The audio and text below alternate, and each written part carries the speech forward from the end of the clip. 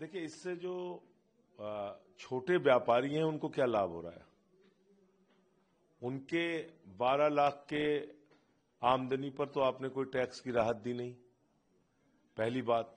दूसरी बात, आम आदमी पार्टी के राष्ट्रीय संयोजक केजरीवाल जी ने जो मांग की थी कि अगर आप ये फैसला लें कि भाई उद्योगपतियों के कर्जे आप माफ नहीं करेंगे, अपने पूंजीपति दोस्तों के कर्जे आप माफ नहीं करेंगे, और जो 16 लाख करोड़ रुपए के कर्जे आपने माफ किए हैं अब तक, उसकी वसूली करेंगे, तो देश में जीएसटी की दरें और इनकम टैक्स की दरें आधी की जा सकती हैं। बहुत बड़ी राहत इस देश के मिडिल क्लास को और इस देश के आम आदमी को मिल सकता है, लेकिन वो नहीं किया गया। आपने देखा, कोई ऐलान नहीं किया गया इस प्रकार का कि जो पूंजीपति हैं, बड़े बड़े जो प्रधानमंत्री जी के दोस्त हैं, बीजेपी के दोस्त हैं, जिनका लाखों करोड़ रुपए का कर्जा बाकी है, उनका कर्जा माफ नहीं किया जाएगा। लाखों करोड़ रुपए का कर्जा जो माफ किया गया है, उसकी वसूली कैसे की जाएगी, इसके बारे में कोई स्पष्टीकरण नहीं। दूसरी बात, रोजगार के लिए इस बजट में कुछ नहीं है। किसान के फसल के दाम के लिए, एमएसपी के लिए दोगुना करने के लिए कोई बजट का आपने निर्धारण नहीं किया।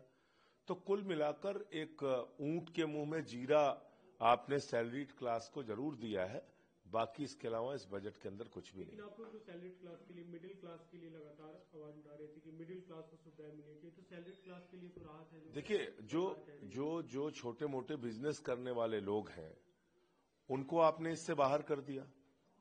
उनकी भी तो आमदनी 12-15 लाख रुपए साल की होती है, एक बात।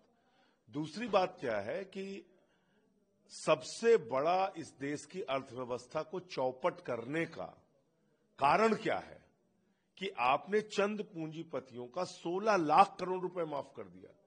जीरो लगाते लगाते थक जाएंगे आप, इतना पैसा माफ किया है मोदी सरकार ने। और उस 16 लाख करोड़ रुपए की वसूली आप कैसे करेंगे, आपने उस पर कोई बातचीत नहीं की।